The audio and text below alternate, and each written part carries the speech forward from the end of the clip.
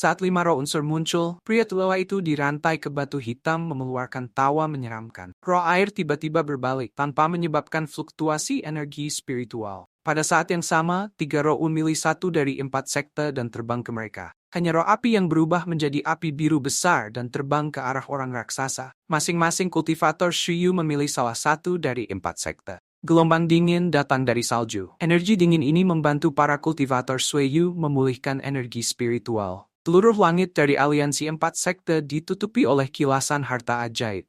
Beberapa manusia yang cukup beruntung untuk bertahan hidup bersembunyi di rumah mereka. Negara-negara sekitarnya mengirimkan para kultivator kuat dan mengepung aliansi 4 sekte. Mereka hanya akan pergi begitu ada pemenang. Orang raksasa bertarung dengan para pembudidaya Sueyu di dalam wilayah 4 sekte. Meskipun mereka sangat kuat, tapi mereka sangat takut pada api yang diciptakan oleh roh api. Formasi raksasa di langit pecah, badai salju yang lebih kuat keluar dari celah. Wanita berpakaian putih itu bukan satu-satunya yang membawa harta sihir yang kuat. Pada pertempuran melawan White Cloud Sect, seorang wanita tua melantunkan mantra. Tiba-tiba angin kencang datang. Akibatnya salju berubah menjadi es. Wanita tua itu memasukkan nascent soul-nya ke balok es raksasa. Seketika langsung berubah menjadi raksasa es. Mata raksasa itu bersinar, menghantam tanah, menyebabkan salju terbang ke udara, mengambil bentuk tombak panjang untuk digunakan oleh raksasa es. Beberapa pembudidaya aliansi 4 sekte menyadari mengapa Sueyu perlu menuangkan salju ke negara musuh. Karena mantra kultivator Sueyu membutuhkan salju. Adegan yang sama terjadi di 3 sekte lainnya. Pertempuran menjadi berantakan. Wanita berpakaian putih yang masih berdiri di udara, melihat pertempuran dengan tatapan dingin. Roh unsur logam yang bertarung melawan orang tua di atas kuali perunggu. Roh unsur kayu bertarung dengan genangan lumpur raksasa dari Greenwood Sect. Banyak ular hitam memanjang dari lumpur. Setiap yang menyentuhnya langsung mati. Bahkan roh unsur kayu mengalami kesulitan. Orang yang paling aneh adalah pemuda dari sekte jiwa hitam. Roh unsur bumi bertarung dengannya dan mengalami waktu yang sangat sulit. Setiap pukulan, roh unsur bumi akan melarikan diri dengan tatapan ketakutan di matanya. Pada titik ini, itu hanya awal dari pertempuran, karena kultivator formasi jiwa dari kedua sisi belum bergerak. Kultivator formasi jiwa dari aliansi 4 sekte menatap wanita di langit. Bertanya-tanya apakah dia jenius yang menyebabkan semua ini. Begitu mereka memastikannya, mereka akan bergerak. Wang Lin juga menunggu sambil bersembunyi. Fenomena yang sangat aneh menarik perhatian Wang Lin. Setiap kultivator yang mati akan tenggelam ke dalam salju dengan mengeluarkan fluktuasi kecil energi spiritual. Fenomena ini membuat Wang Lin gelisah. Wang Lin ingin melihat apa misteri di balik ini. Dia masuk ke dalam tanah. Sekitar 4.000 kaki di bawah tanah, Wang Lin berhenti dengan ekspresi gelisah. Sekitar 5.000 kaki di bawah tanah, dia melihat gua tak berujung. Setiap 1.000 kaki di dalam gua, ada patung es yang persis sama dengan ekspresi ganas. Wang Lin menyadari sejumlah besar patung es, dan posisi mereka tampaknya memiliki makna. Semua tubuh yang menghilang selama pertempuran akan diserap oleh patung es di sini. Wang Lin merenung sedikit. Dia juga tidak bisa mendeteksi gua ini sama sekali. Wang Lin perlahan mundur dan kembali ke permukaan, dan mengeluarkan giok transmisi suara dan meninggalkan pesan. Inilah yang diberikan Zhou Wutai saat itu. Ekspresinya berubah saat melihat raksasa telah dibakar menjadi abu. Api itu segera menuju Wang Lin. Wang Lin membentuk segel dan pilar air muncul. Dia segera berteleportasi lebih dari 2.000 kaki. Pilar air hanya mampu memblokir api sejenak. Api berputar sekali sebelum menuju White Cloud Sect. Wang Lin tidak mau dirinya ketahuan sebelum pembudidaya formasi jiwa dari kedua belah pihak bergerak. Wanita muda berpakaian putih menutup matanya merasakan pertempuran yang terjadi. Dia tersenyum dingin, tangan kanannya membentuk segel. Semua celah menjadi satu lubang raksasa di langit. Menara es turun dari lubang. Di Sueyu,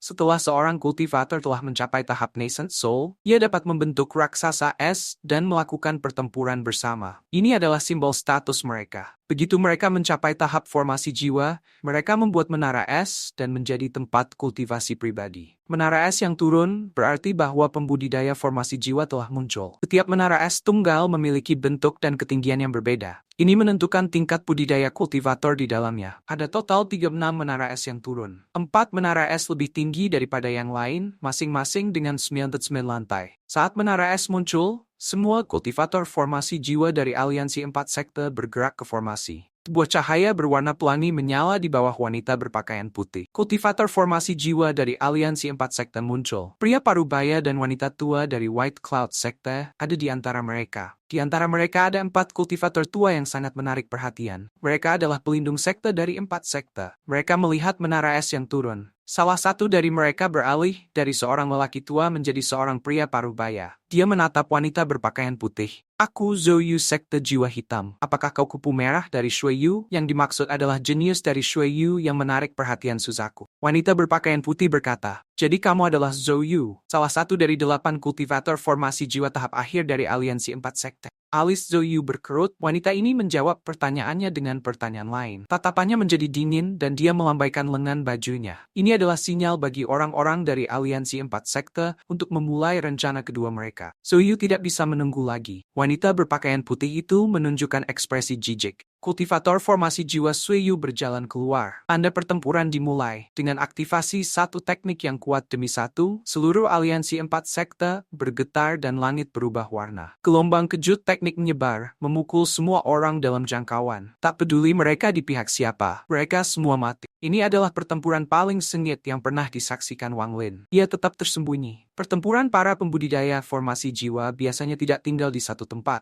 karena mereka dapat dengan mudah bergerak 10 meter dalam sekejap. Wanita berpakaian putih itu membentuk segel dan 9 titik cahaya muncul membentuk 9 sosok. Saat 9 sosok muncul, wajah wanita berpakaian putih itu menjadi jelek. Segera mengeluarkan kipas yang terbuat dari bulu besar. Tiap kipas digunakan, salah satu bulu terbang dengan sendirinya. Itu berubah menjadi sosok bayangan. Dia menghembuskan nafas lembut dan ke-9 sosok itu memuntahkan seteguk darah. Pada saat yang sama, ke-9 bayangan itu mengeluarkan raungan ketika 9 domain berbeda dikenakan pada wanita itu. Semua pembudidaya formasi jiwa dari Shui Yu ingin pergi membantu, tapi pembudidaya Forsec Alliance tidak membiarkannya. Wajah wanita itu segera berubah. Saat jenius Shui Yu mati jadi titik balik yang sangat besar untuk pertempuran ini. Saat 9 orang menyerang, banyak dari para kultivator yang mempertahankan formasi mati. Alasan wanita itu berani melayang di udara sendirian adalah karena kipas itu. Ia merasa tidak ada yang bisa menjadi lawannya. Karena harta ini dari negara budidaya peringkat 5. Di antara 9 tokoh, 5 dari mereka berada di tahap akhir formasi jiwa. 4 lainnya adalah orang-orang yang mengendalikan domain khusus. Di bawah serangan domain, wanita itu tidak memiliki kekuatan untuk melawan karena dia berubah menjadi mayat berdarah. 9 tokoh itu terkena pukulan keras dari kipas. Semua tingkat budidaya mereka sangat menurun dan akan membutuhkan waktu lama untuk pulih. Kemarahan muncul di mata pembudidaya Shui Yu. Ini menyebabkan pertempuran menjadi lebih intens. Wang Lin melihat semua ini terjadi dan mulai mengerutkan kening.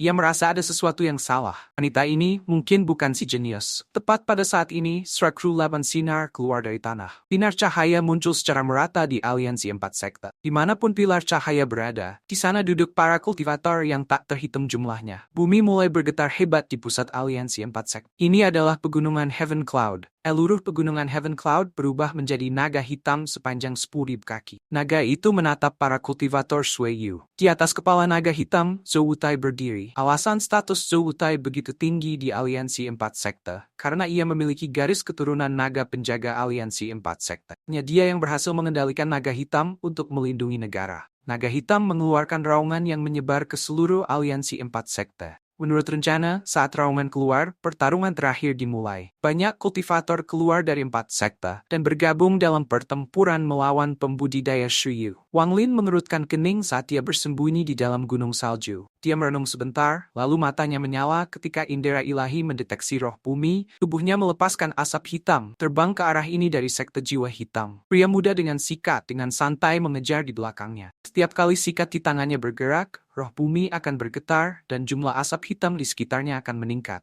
Wang Lin membuat keputusan. Dia meninggalkan gunung salju dan menyerbu menuju roh bumi. Tubuh Wang Lin tiba-tiba menghilang. Dia muncul kembali dengan jarak 2000 km. Dia segera mengeluarkan segel. Saat segel muncul, itu melepaskan niat membunuh yang kuat. Wang Lin menggerakkan tangannya, pembatasan ditembak dari tangannya menutupi sekitar dengan kabut hitam. Saat dia selesai melakukan semua ini, roh bumi tiba. Itu sangat lemah sekarang. Dalam pandangannya, Wang Lin tidak memenuhi syarat untuk membuatnya takut. Begitu tiba gelombang kekuatan kekuatan bumi ditujukan pada Wang Lin. Wang Lin batuk darah, roh bumi mengerutkan kening, tetapi itu tidak berhenti sama sekali. Pada saat yang sama, sejumlah besar kabut hitam muncul mengelilingi roh bumi, membentuk kandang dengan bendera pembatasan untuk menjebak roh bumi. Wang Lin segera mundur. Dia tidak berniat melawannya. Ia hanya perlu menahan roh bumi sampai pemuda dengan sikat tiba. Roh bumi mengeluarkan raungan menabrak pembatasan. Benarnya, roh bumi tidak terpengaruh oleh asap pembatasan. Dengan tabrakan pertama, suara berderak terdengar. Itu adalah suara retakan pada bendera pembatasan. Roh bumi mengeluarkan raungan lagi. Semua asap hitam dihancurkan. Mata Wang Lin menyala. Pria muda dengan kuas tinta data. Roh bumi mengeluarkan teriakan yang menyedihkan. Ketika asap hitam lebih banyak keluar dari tubuhnya, Wang Lin menghela nafas. Dia mengarahkan tangannya ke udara dan segel hitam jatuh dari langit. Pada saat itu, pemuda itu membuka matanya yang mengungkapkan cahaya misterius. Tekanan segel itu menabrak roh bumi, menyebabkannya mengeluarkan jeritan sengsara saat kembali ke bentuk manusia. Roh bumi menunjukkan ekspresi putus asa. Jika pemuda itu ingin mengambil tindakan, Wang Lin segera bergerak. Kekuatan hisap yang kuat menyedot roh bumi ke surga menentang Manik. Dia melambaikan tangannya untuk meletakkan bendera pembatasan kembali ke tas penyimpanan. Semua ini dilakukan dengan sangat cepat. Junior adalah murid dari White Cloud Sect. Wanku adalah King Song. Dengan itu dia berbalik dan pergi. Pria muda itu menatap Wang Lin dengan tatapan dingin, lalu pergi. Wang Lin menghela nafas lega. Ketika pemuda itu tidak mengejar, Wang Lin mengambil banyak risiko untuk mencuri roh bumi ini dari genggaman orang lain. Dia memutuskan untuk tidak mengambil risiko mencoba mendapatkan roh unsur lainnya. Kerusakan pada bendera pembatasan menyebabkan hatinya sakit. Wang Lin memeriksa manik penentang surga dan menemukan bahwa elemen bumi sudah terisi penuh. Sekarang dia hanya membutuhkan kayu dan logam untuk menyelesaikan manik yang menantang surga. Tepat pada saat ini, patung es ular dengan tangan manusia keluar dari tanah. Jika seseorang melihat dari atas, mereka akan melihat bahwa patung-patung ini membentuk gambar persis ular dengan kepala patung es. Semua patung es di seluruh aliansi 4 sekte terbang ke udara. Tak lama, aura biru tua yang kuat keluar dari celah di tengah mengelilingi daerah 10.000 km. Beberapa kultivator aliansi 4